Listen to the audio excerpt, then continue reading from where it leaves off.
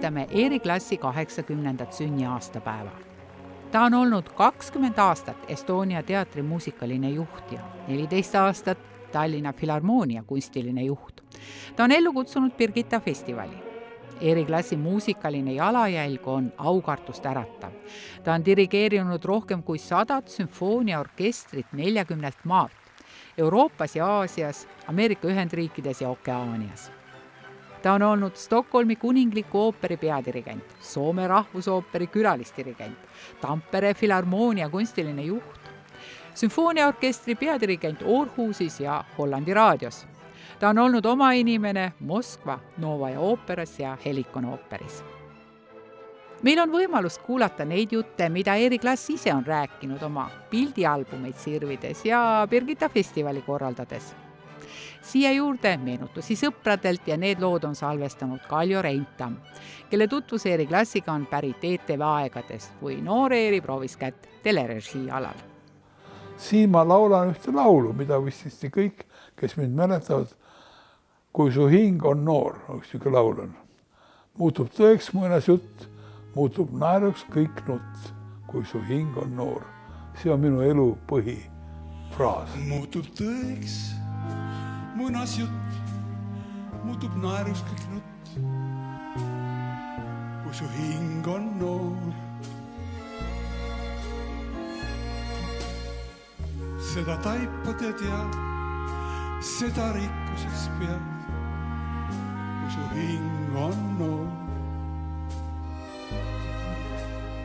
Ega vist palju ei ole näinud, sest ma peaaegu alati olen heas tujus.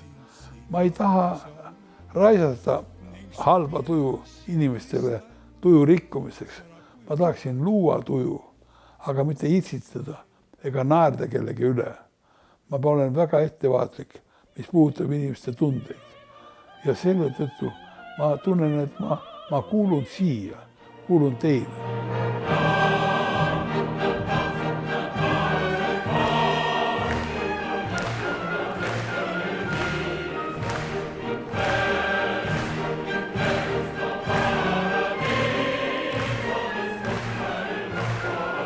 Minu sõprus Eeri Klassiga on kestnud 60 aastat ja pool sajandist sellest me oleme koos olnud Estonia teatris.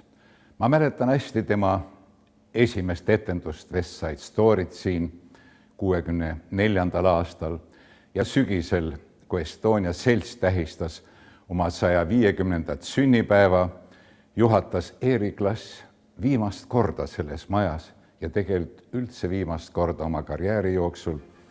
Ja see oli Raimond Kulli Marss kodumaa, mida laulsid kaasa nii need, kes olid saalis, kui ka need, kes olid laval.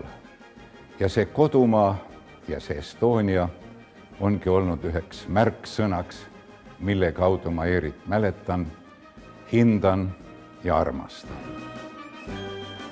Kui hea dirigent ta oli, kui täpselt ta juhatas. Kõik dirigendid ei oska nii täpselt juhatada. Eeri oskas ja ta dikteeris, ütleme, tema taktikepp oli tegelikult see, mis paljuski, mitte avalikult käratsedes, vaid pigem leebe naeratuse, aga kirega juhtis Eesti kultuurimaastikku väga tugevasti. Nii et ma imetlen seda meest. Väga imetlen. Väga. Eeri oli ihminen, joka jäi heti mieleen. Monessa mielessä. Hänen älykkyytensä, se miten hän suhtautui toisiin ihmisiin, oli lämmintä ja välitöntä. Ma eelkõige tahaksin tuua fookusesse seda Eeri erakordset optimismi ja rõõmsameelsust ja energiat, mida ta ennast ümbritsevatesse inimestesse süstis. Oli see siis orkester, solistid, see, kuidas ta töötas, kuidas ta innustas, kuidas ta lõi niisuguse äärmiselt positiivse atmosfääri kohe, kui ta pulti tuli, on väga tähelepanuväärne, sest sellises õhkkonnas on hoopis teine asi hakata muusikat tegema, kui niisuguses mingisuguses tusasepoolses või kuidagi mornis meeleolus. Ja mina sinise särgiga. Ma umbes nagu Van Goghi pildid, et sinise särgiga, valge särgiga, ilma kõrvata ja kõrvaga. Vaba aeg, seda ma armastan üle kõige. Sest ma tegelikult olen loomult, ma laiskvorst. Aga ma olen omale selga raiunud nii palju töid, et ma ägan nende all, aga ilma nende ma elada ei saa. Töönarkomaan või kuidas see kustutakse. Vaadake, see elu juurde kuulub ka üks niisugune asi, et ma pean vahelt selge tõmbama niisugused, nagu korstnapühkja paneb nagu ülikonna, mina pean panema selle frakki selga ja tärnid kaela panema, aumärgid rinda.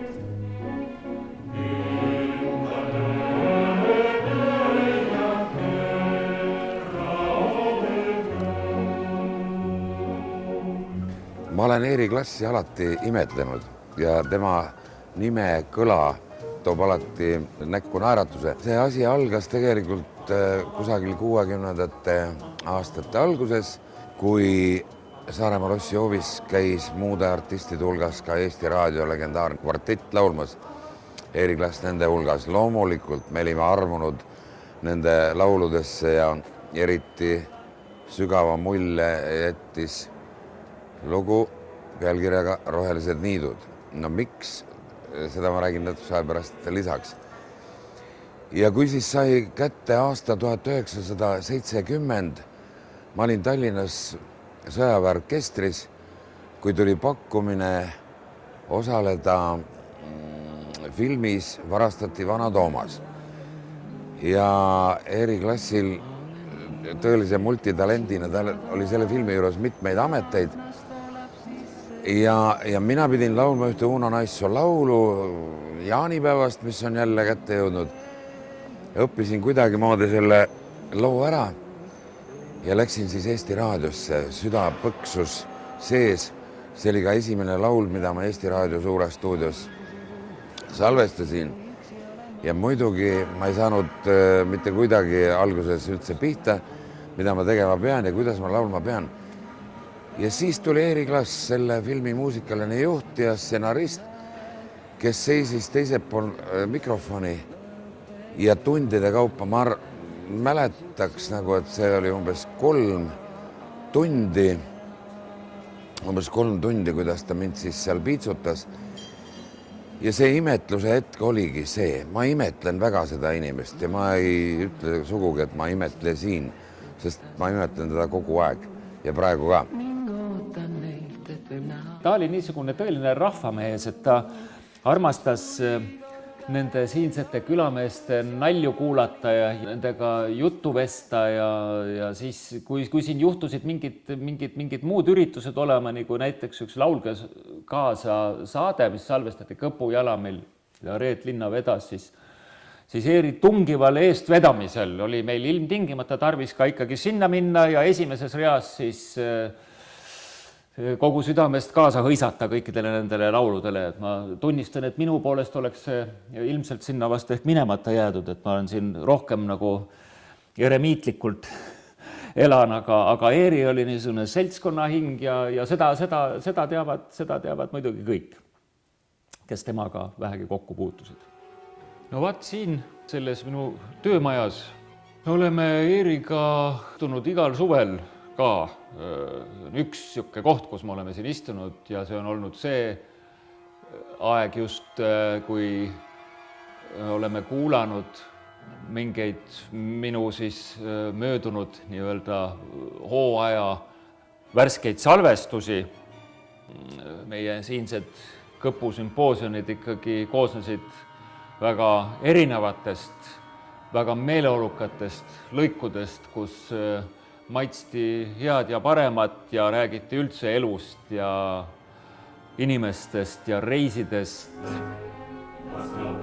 Как бы мне хотелось сесть в оркестр и под вот дирижерскую палочку что-нибудь сыграть для Эри Класса. Ну, Эри, конечно, потрясающий дирижер, уникальный музыкальный деятель, но он фантастически был театральным человеком и потрясающим другом, и он своим сердцем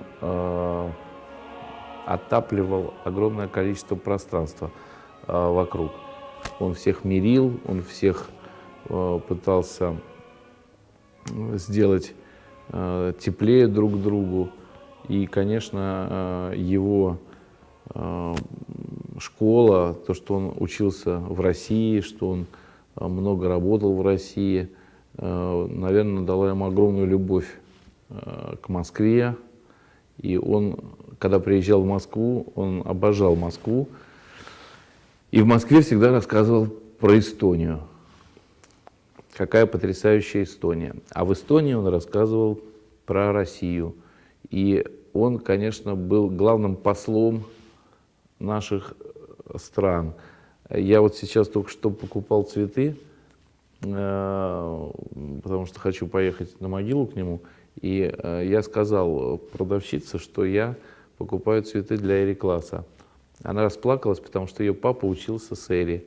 И выбирала мне эти красные розы, как-то прям даже колдуя над ними. И вот в Эстонии, конечно, его знают все. И это удивительно, наверное, нету такой страны и нету такого маэстро, которого бы знали не только те, кто ходит в оперу, не только те, кто любит музыку, а просто абсолютно каждый человек на улице. Вот можно подойти к каждому и спросить, кто такой Эри Класс, и все будут улыбаться, и все будут рассказывать про этого героя своей страны. Minu isa oli tšellist, tšellomängija. Minu ema oli klaverimängija ja nad mängisid koos. 40. aastal tulid siia Vene väed ja kõik kuulutati kulakuteks, kellel on palju raha. Niisiis minu onu ja minu tädi olid abiellunud rikas üks ühe mehe tütresse, kelle oma oli praegune Vene Draamateater ja teine abiellus selle mehega, kelle oma oli pool linna. Need kõik saati Siberisse, Kiirova oblastisse. Aga sellega see perekonnatagöödia ei lõppenud, sest et siis tulid sakslased. Ja sakslased ei hakanud midagi muud vaatama, kui Tallinn või Estland pidi saama Judenfreiks, juudi vabaks. Ja seetõttu ilma mingisuguste ettehoiatamata kõik juudid arreteeriti, nende hulgas ka minu isa, minu vanaisa ja vanaema ja kõik lasti maha. Ja maha lastjaks oli Kordnik Poom, tähendab Eesti mees, kes oli sellega seotud. Nii et see on traagiline lehekülg minu elus. Sest siin on näiteks esimene pilt on Pärnu rannas, kui mina hakkasin õppima viiulit. Ja me elasime tol ajal Pärnu kesklinnas ja Oistrach, suur kuulus David Oistrach, elas Seedri tänaval ja mina vaene mees pidin ikka viiulit mängima. Ma ei sallinud seda viiulimängu silma otsas, sest ma ju kuulsin iga päev, kuidas Oistrach mängib nagu ingel viiulit ja mina kriipisin seda nagu, ma ei tea, nagu korstapühkja kriibib seda ahju seest, et vähe puhtab, et tahma alla ei tuleks.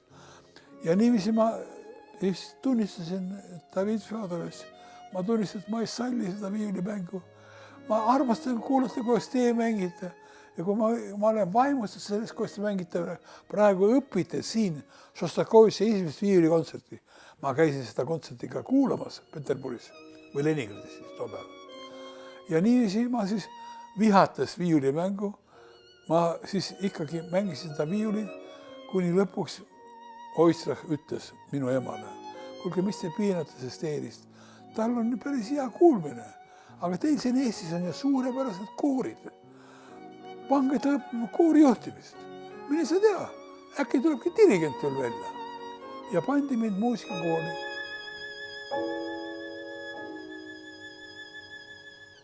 Ja edaspidi pisteliselt teed viisid meid kokku. No ükskord oli Šverini linnas oli sõprusfestival, siis ma sain jälle aru, kui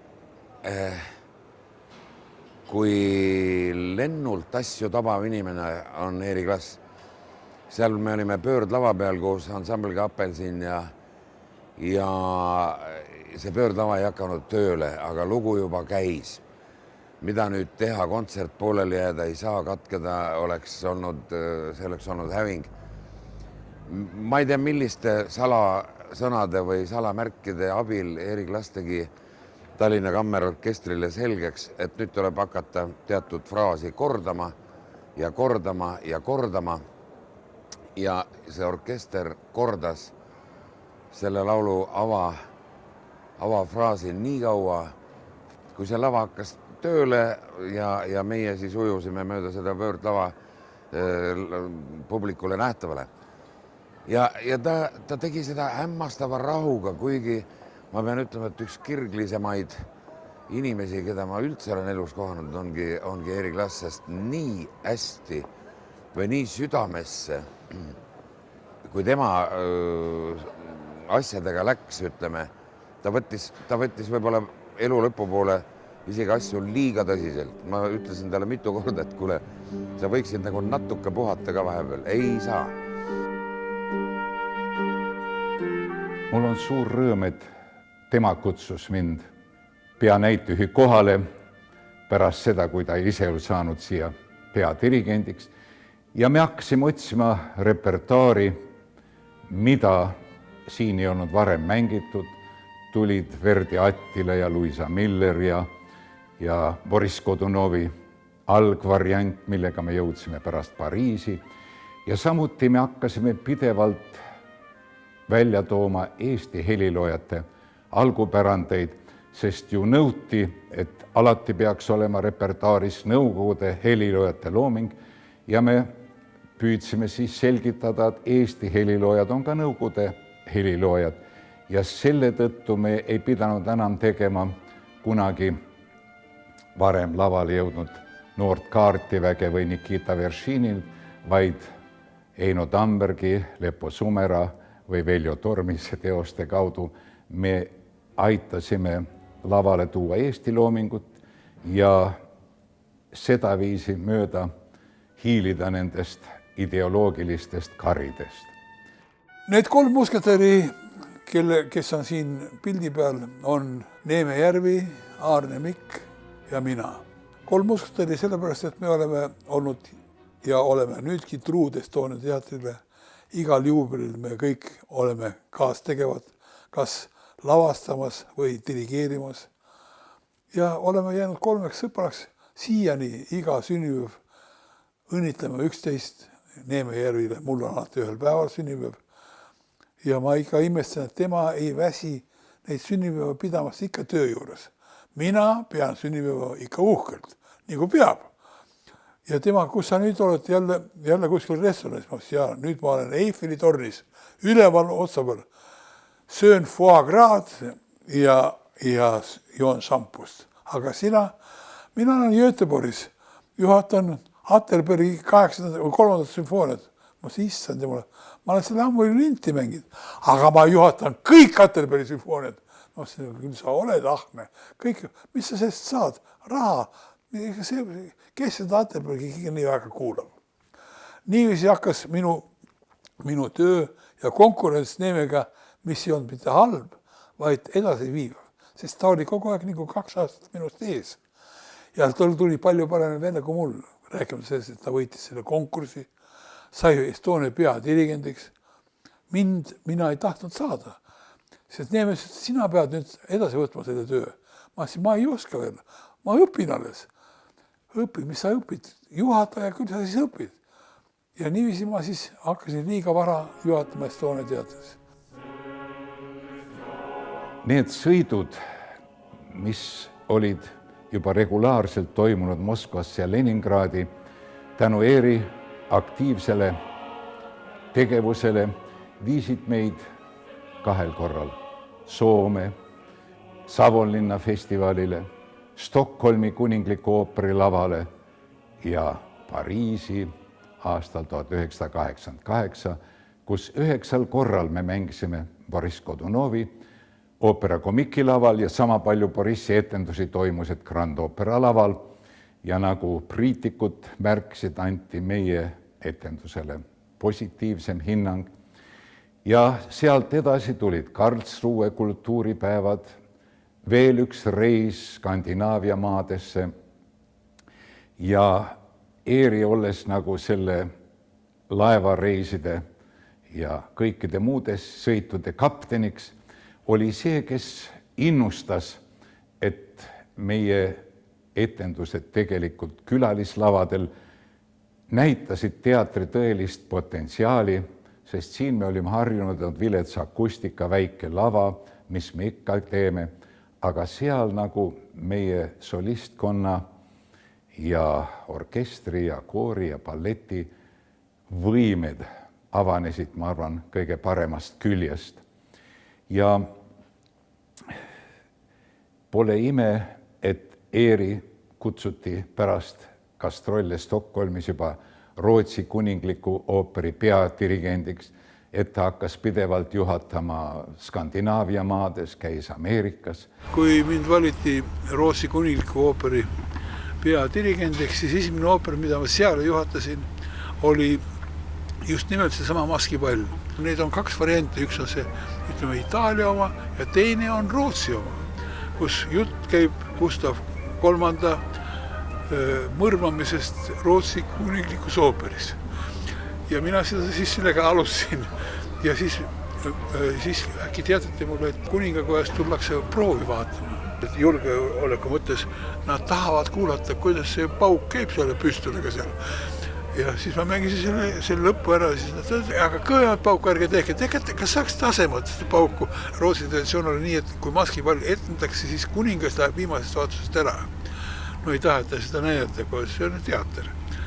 Aga siis seekord kuningas otsustas olla kuni lõpuni. Ja pärast, see oli minu debüüt nii-öelda Rootsis. Ja siis ma nagu ütleksin, et mul oli esimene kord niisugune ma tutvusin kuninganna ja kuninganna Silviaga ja muidugi ma ei osanud käituda ka nende kuninike kõrgustega ja see Silvia ütles, et ma ei pole kaua näinud. Ma ütlesin, et ega see minu süü ei ole lollakas. Ja selle peale oli siis elasel prints Bertil niisugune lõvi moodi, vana mees suur. Ütles, et anna talle telefonnumber, ütles Silvia. Nii et see selleks, aga selles mõttes oli põnev nagu minna Rootsi selle ooperiga, mis räägib Rootsi ajaloost, kuigi see on. Ja nüüd see ooper tuleb siia ja kui te tulete seda vaatama, siis tegelikult see kogu dekoratsioon, mingi lava eesriie on mulle nii tuttav, sest see oli esimene ooper, mida ma juhatasin Stockholmis. Tapasin Erik Laasin ensimmäisen kerran toukokuussa 1980. Silloin Estonia teatteri vieraili Helsingissä Kansallisoopperassa. Muistaakseni oli pari teosta, Attila ja Cyrano de Bergerac. Suuri Estonian taiteilijajoukko antoi parastaan. Nuori, silloin vielä suhteellisen nuori kapellimestari Erik Laas oli siellä oopperamontussa, niin kuin me sanomme, puikoissa. Tuo vierailu sinänsä jo teki tavattoman suuren vaikutuksen nuoreen laulajaan. Ja tietyissä yhteisissä hetkissämme estonialaisten ja meidän oopperaväen kanssa. Sain sitten mahdollisuuden vähän tutustua Erik Laasiin, joka osoittautui erittäin miellyttäväksi, sympaattiseksi ihmiseksi. Ei ollut laisinkaan sellainen pelottava kapellimestarihahmo, joita tietysti on aika paljon, mutta Eri oli lämmin, läheinen.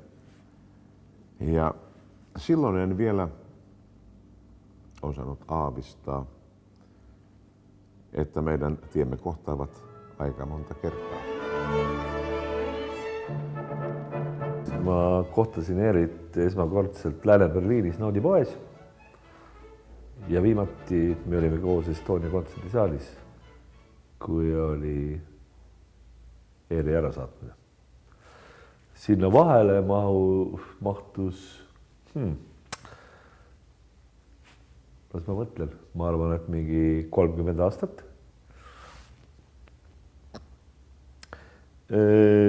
Kõige rohkem me puutusime Eeriga kokku siis, kui ma tulin Rahvusooperis tööle ja ka Eesti kontserdipäevil. No Eeri oli selline gravitatsioonikehä. Ta hoidis enda ümber kõike ja kõiki koos. Ta ei lasknud kedagi orbiidile. Ja need otsused, mida ta pidi langetama läbi nende aastate, tegi ta suure südametunnistusega. Ma arvan, et see ausus ja otsekohesus, see oligi tema elu filosoofia. Siin on niisugused eputamispildid, kui võiks öelda. Vasakpoolse pildi peal on uus Hollandi kuningas Aleksander. Tema kõrval on Vene klaverimängija, kes on parajasti kontserdreisil koos minuga Hollandis. Seal on pilt Taani kuningannast, kes on praegune riigijuht Taanis, kuningriigijuht. Ja see äärmine pilt on, kus olen mina, kuninganna Silvia ja kuningas Karl Gustav. Kuigi sellega on palju nalja saanud, et see pilt oli suuresti väljas Rootsi ooperis ja pillimehed läksid mööda, katsid kuninga kinni, ütlesid, ega see peale ka halb paar, Silvia ja Eeri. No ja kuigi oli selline kuningas oli olemas ka prints Eerik. Andres oli muinasjutus on prints Eerik ja siis prints Eerikul oli pruut ja selle pruudi nimi oli Andreseni muinasjutus. Pruudi nimi oli Ariel, mis on minu naise nimi.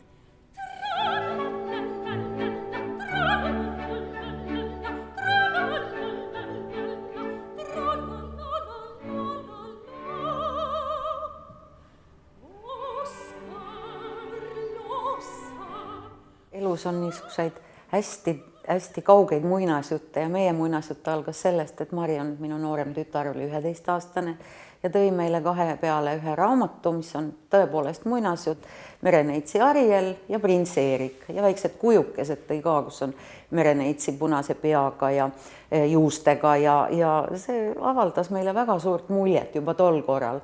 Aga muinasjutt iseenesest algas sellega, et tõepoolest, et juba Eeri ema, kes tuli Soome külla meile, et ütles, andke mulle midagi teha, et kas ma saaks teie lapsega harjutada noorema tütrega, et klaverit mängib ja siis natukene harjutas temaga, tuli kööki ja sosistas mulle, et Ariel kallis, see laps ei ole mõeldud üldse klaveri taga istuma ega harjutama ega õppima. Ostke talle flööt, et tal on väga ilusad põsenukid, et sellest tütrest saab teil laulja.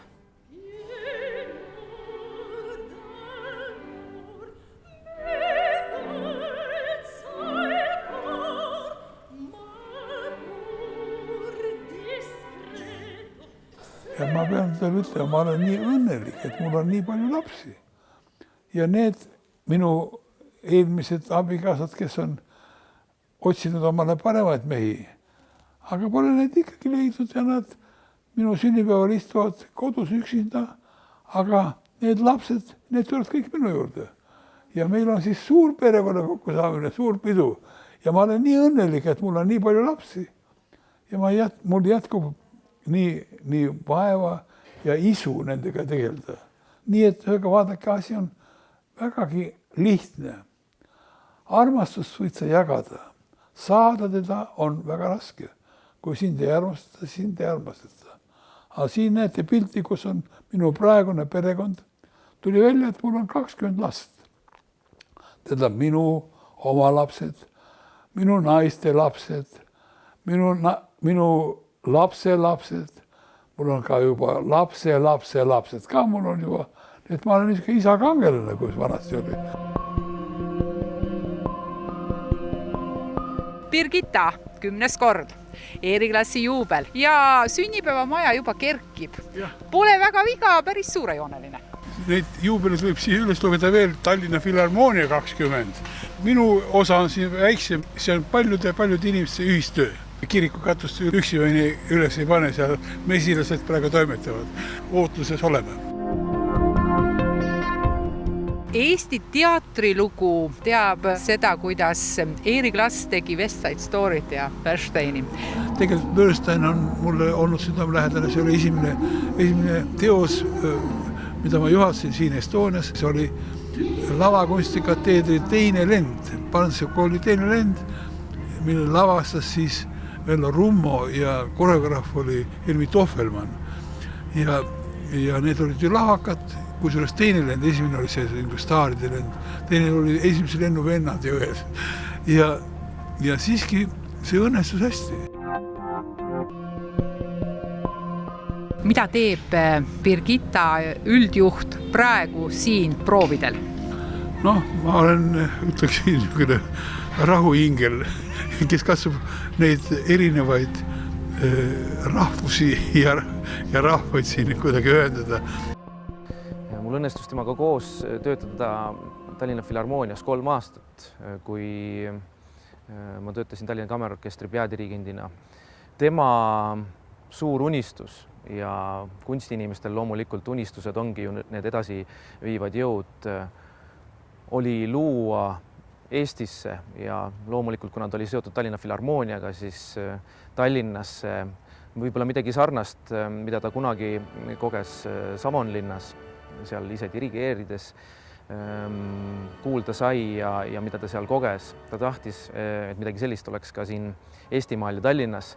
Ja nüüdseks juba üle 10 aasta tegutsenud festival on tõestanud, et tema unistustel oli väga tugev põhi ja see baseerus armastusel näidata ja tuua inimesteni muusikateatrit ja muusikateatrit just selle kõige paremas võtmes, kus oleks nii ooperit, balletti, kaasaegset tantsu, oratooriumit ja samamoodi ka teatrit. Läbi aastate on ta seda festivali kujundanud tõesti väga laia haardega niimoodi, et me võime öelda rahvusvaheline festival Birgitta festivali näol on ennast tõestanud. Kas vahel siin kloostris kummitab ka teie 10-aastane kogemus? Ei kummita. Eelmisel korral tuli mulle appi üks niisugune posiamees, kes ütles, et ma pean siin tükk aega puhastama ja ma puhastan, sest tõesti kloostri kõrval on ju surnuajad. Ja ta puhastas ja siiani ma tunnen ennast sisemiselt puhtana ja mingit õnnetust meil pole olnud. Ainult õnne. Selle sama surnuajaga meenub mulle, et kui olid siin need Kanada indiaanlased, siis nemad ütlesid, et surnuajal nemad intervjuud ei anna ja läksime sinna jõekääru teisele poole. Aga samas, kui olid need inglismannid siin, siis nemad pikutasid seal ristide vahel, nii et erinevad kultuurid ja erinevad elusuhtumised. Kunagi oli üks niisugune esindajate grupp, mille nimi oli Ookeani hääled, kust olid teate need suured trummid ja Jaapani tagant sealt ookeani äärest ja nemad olid vaimustatud, et niisugusest tingimust, et nendel looming kohe särab. Nii et ma loodan, et kõike näeme ehk Birgitta Vesselt. Tere tulemast!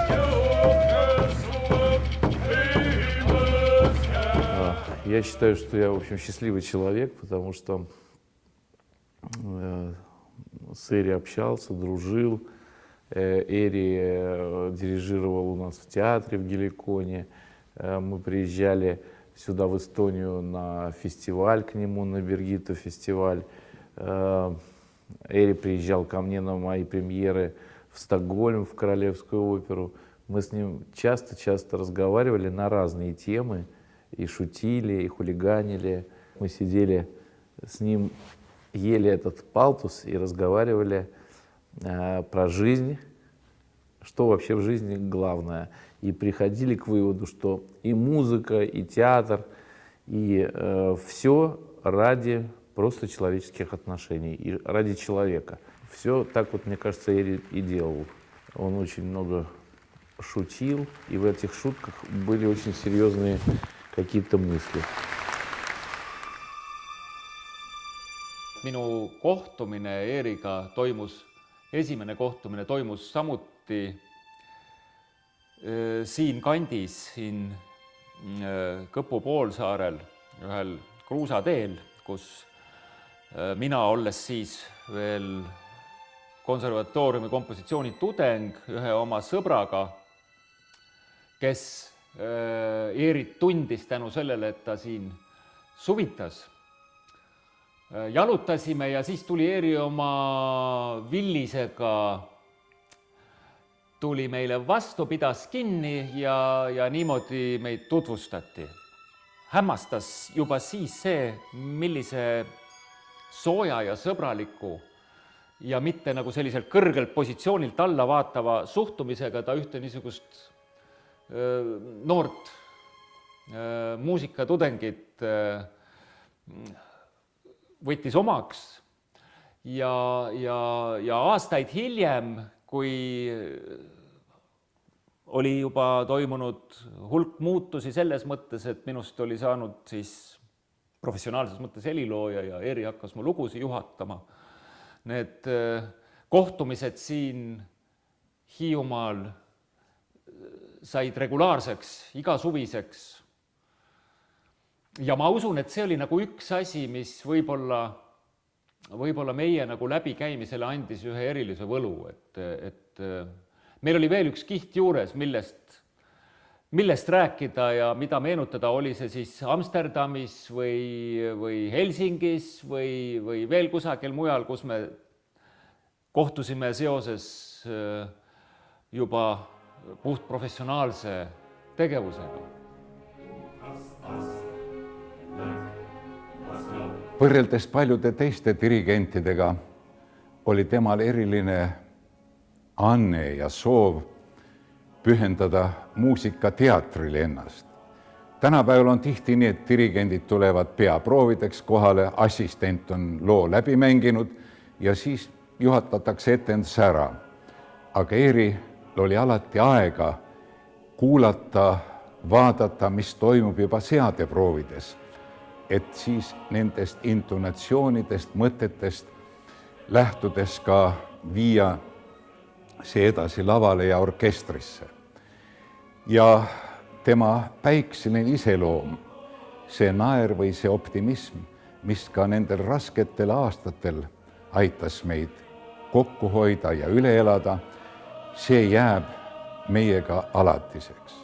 Nii et oli üks ilus kolleeg, armas kolleeg. Aitäh sinule. Üleval on üks väike pilt, kus istuvad lasipuu peal 4 meest. Lasipuu, nagu te teate, praegu seda enam ei kasutata. Oli nagu taksopeatus, et sinna seoti hobune kinni ja lasipuu peal istuvad reaalkooli lauluõpetaja Toomingas, siis istub Eugen Kapp, siis sõjaväevormis on Edward Turgan, viiulimängija, ja tšelloga on minu isa. Ja ääre peal istub Gustav Ernesaks, kelle varba otsas ripub portfell, sest tema juba siis kirjutas muusikat. Selle pildi all on üks pilt, kus Ernesaks kingib mulle oma dirigendi kepi. See on tema 70. sünnipäev. Ja ta annab selle pidulikult mulle üle, et see on umbes nagu taktikepp, aga samaaegselt umbes nagu teatepulk, et ta andis selle mulle edasi, et ma jätkaksin tema tööd. Ja teate, ma pean ütlema, et see oli mulle kõige suuremaks auks.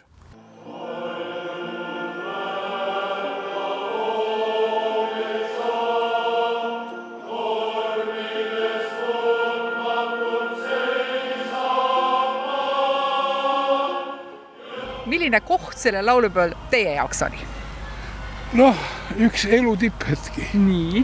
Kindlasti, sest et ühega ma olen, ütleksin, oma mälu järgi olen ma vist osalenud kõikide nende laulupidudele, kui ma olin juba põlvepikkune poiss.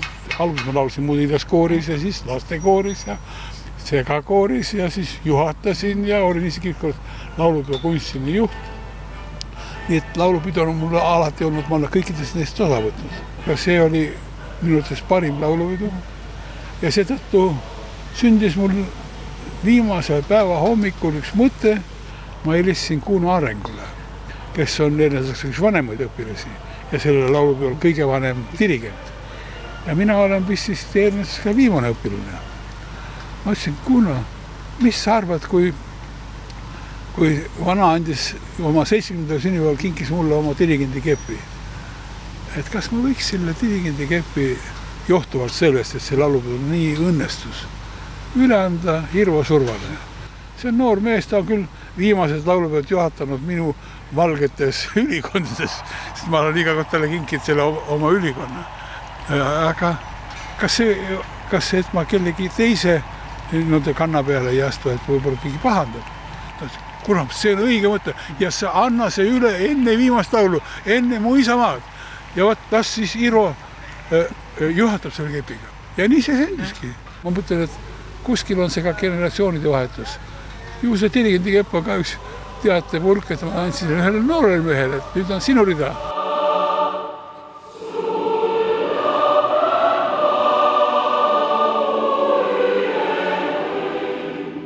Ja see olen mina teen nägu, et ma ilmselt uurin muusikat.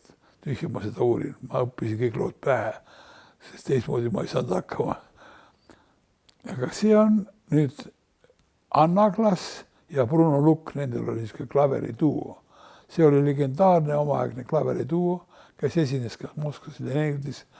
See on Anna Klass, minu ema, kes oli Tallinna konservatooriumi õppijõud, dotsent. Ja ma tahaksin öelda, et ma olen nii õnnelik, et ma olen niisuguses perekonnas sündinud. See on, näete, Georg Ots ja minu ema. Minu ema oli Georg Otsa klaveriõpetaja. Ja sõjaaeg me olime koos. Selle pildi peal on mina, minu ema ja minu vanaema. See on juba pärast seda, kui sõda läbi sai, kui me tulime Eestisse tagasi. Ja see olen mina juba nii-öelda kontsertsaali selle esimese korruse akna juures vaatamas välja, kuhu ma olen nüüd oma eluteel sattunud.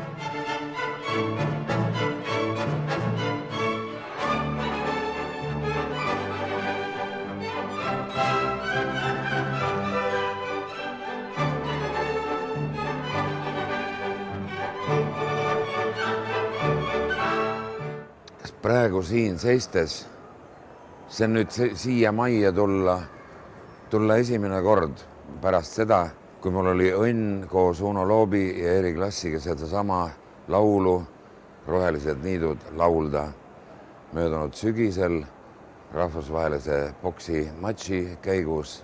See oli õieti üllatus, ma olin selle poksimatši nii-öelda konferentsee ja siis tuli mitte väga heas tervises, me teame seda kõik, Eri Klass ütles, kuule, meie võtame nüüd Unol ka kraest kinni ja me laulame selle laulu ära. Ma ütlen ausalt, sõbrad, ma pabistasin.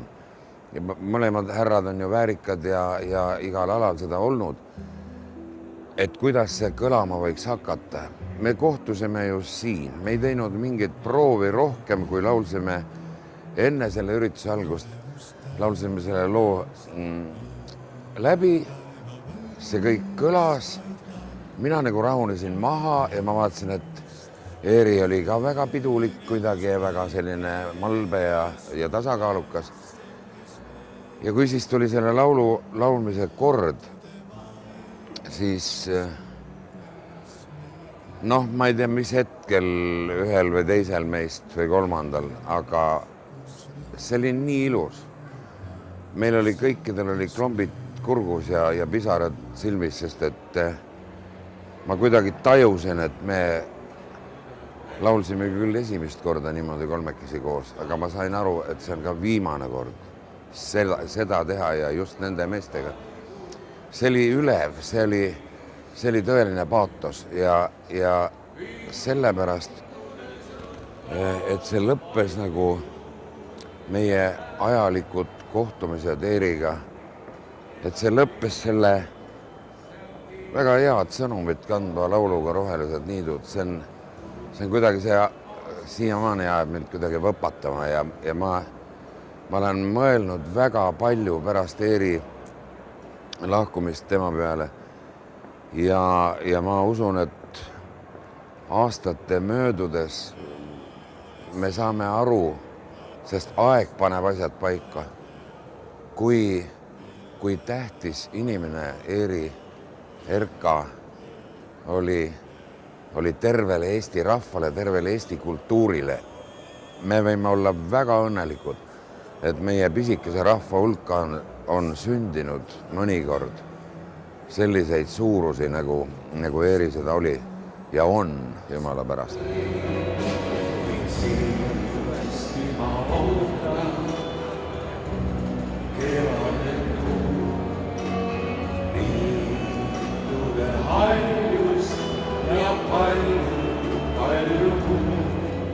Aiman ju nüüdki, et ühel päeval siis lõplikult tuled, sest süda nõuab nii. Niitude rüppes meid rõõm.